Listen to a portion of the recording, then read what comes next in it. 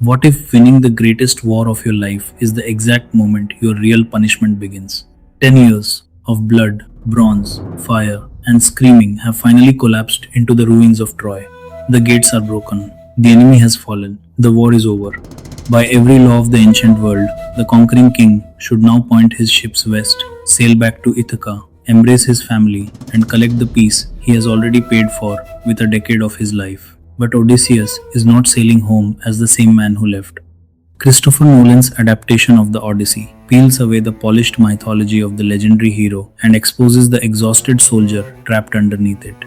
With Matt Damon stepping into the armor of Odysseus, the king is not presented as an untouchable myth carved from marble.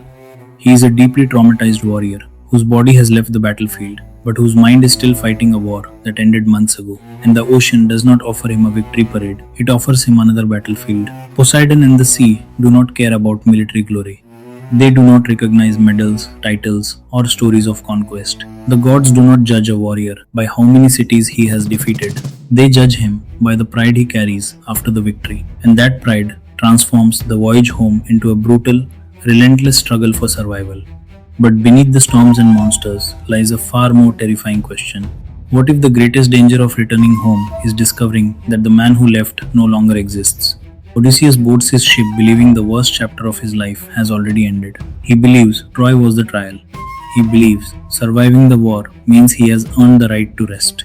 But that belief is his first and most dangerous mistake. Because the sea voyage is not simply a journey across water. It is a psychological gauntlet designed to dismantle the victorious warrior one piece at a time. Every island becomes a different kind of interrogation. Every monster attacks a different weakness. And every escape demands that Odysseus sacrifice another part of the man he once believed himself to be. The first great test comes inside the cave of Polyphemus. Odysseus faces the Cyclops, not with superior strength, but with intelligence. He studies the creature, he deceives it, he blinds it, and he escapes by hiding his men beneath the bodies of sheep. It is a flawless intellectual victory. The kind of victory that should remind us why Odysseus survived Troy. But as his ship pulls away from the shore, intelligence gives way to ego. Odysseus cannot live as an anonymous survivor. He needs the monster to know who defeated him. So he screams his true name across the water. Not because it is necessary, because being remembered matters more to him than remaining safe. And in that single moment, pride turns a successful escape into a divine curse. Polyphemus now knows whom to blame. Poseidon now knows whom to punish. The king, desperate to make his name immortal, has placed that name directly inside the mouth of a god. From that moment forward, leadership becomes a calculation built from impossible choices. The Sirens do not threaten Odysseus with claws, teeth, or brute force. They offer him something more dangerous. They offer him the exact truth he wants to hear. Their voices promise knowledge, understanding, perhaps even an explanation for everything he has suffered. And that is why their song is lethal. Because for a leader, knowledge can become more dangerous than a weapon when it tells him he is special enough to ignore the cost. Odysseus orders his men to block their ears, but he has himself tied to the mast so he can listen. He wants the temptation without paying the consequence. Yet, the moment the song reaches him, he loses control. He screams to be released. He fights against the ropes, and he survives only because his men refuse to obey him. For once, the great strategist is saved by a plan designed for the moment when his own mind can no longer be trusted. But the ocean is not finished teaching him what leadership really costs. That grim mathematics becomes literal when he faces Scylla and Charybdis.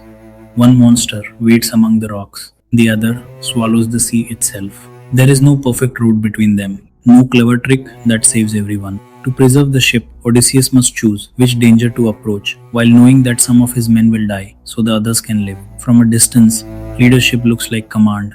Up close, it often means deciding who can still be saved, and then carrying the faces of everyone who could not. Even safety becomes another kind of trap. Calypso's island offers Odysseus everything the ocean has denied him: peace, shelter, comfort, an escape from violence and death. For a man who has spent years fighting to survive, it should feel like salvation. But comfort becomes a prison when it keeps a person from the life he truly loves. The island protects his body while slowly erasing his purpose. And surviving these trials requires Odysseus to abandon more than pride. He loses his men, he loses certainty, He loses the heroic version of himself that believed intelligence and courage could control every outcome. While Odysseus fights the sea, Ithaca is being hollowed out from within. The home he remembers has spent 20 years decaying in his absence.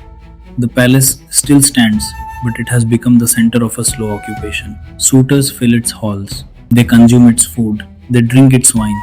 They spend the wealth of a king they assume will never return. The kingdom is not being conquered by an invading army. It is being eaten alive from the inside. Anne Hathaway's Penelope fights this occupation through an entirely different kind of warfare. She is surrounded by hostile men who interpret grief as weakness and patience as surrender. But Penelope turns waiting into a weapon. She delays, she deceives, she uses strategy and time because violence is not available to her. Odysseus fights monsters with swords and schemes. Penelope fights an empire of entitlement by refusing to give it the answer it demands. At the same time, Tom Holland's Telemachus faces a crisis of identity. He is expected to defend a home while living beneath the shadow of a legendary father he barely remembers. Everyone around him knows the story of Odysseus, but Telemachus never truly knew the man. He is being asked to inherit the courage of a father who was never there to teach him what courage looked like. And every insult from the suitors makes that absence heavier. The father crosses the world trying to reach his son. The son searches inside himself for the strength he imagines his father possessed. Both are chasing an idea of the other, and neither understands how much reality has changed. Penelope and Telemachus are fiercely defending the memory of a man who no longer physically or mentally exists. They are waiting for the king who left Ithaca 20 years earlier, but the sea has already erased that version of Odysseus. The man returning home is older, scarred, more cautious, more violent, and burdened by the deaths of everyone who failed to return beside him. When Odysseus finally reaches Ithaca, he does not arrive like a victorious king. He arrives as an unrecognizable stranger. For years, he has begged the gods to bring him home. Now he stands inside that home and finds strangers drinking his wine, consuming his wealth, humiliating his son, and planning to marry his wife. The palace belongs to him, but nothing inside it feels like his. The test of the bow becomes the physical manifestation of his identity. The suitors have occupied the king's halls. They have won his authority. They have spoken as though his kingdom is already theirs. But they cannot carry the king's burden. They cannot string the bow. They cannot hold the weight of the life they are trying to steal.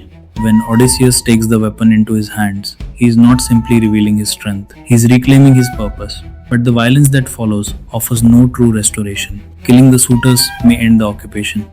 It cannot return Telemachus' lost childhood. It cannot erase 20 years of Penelope's loneliness. It cannot restore the countless moments in which she waited without knowing whether hope was loyalty or self-deception. And it cannot resurrect the soldiers who disappeared beneath the sea. The bloodshed reclaims the palace. It does not reclaim the time. That is the divide between conquest and homecoming. Conquest asks whether you can defeat the enemy standing in front of you. Homecoming asks whether anything you loved still exists after the battle is over. And the most painful realization is that the same pride that made Odysseus' name immortal is the pride that triggered Poseidon's wrath. The glory he chased across the ancient world cost his family 2 decades of their lives. He wanted history to remember his name, but immortality becomes meaningless when the people you love are forced to suffer beneath its shadow. Surviving the sea made Odysseus a legend.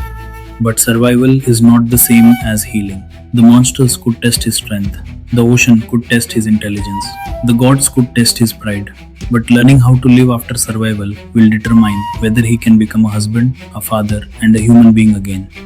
Because the true scale of the Odyssey is not measured by the number of seas crossed, monsters defeated, or years lost.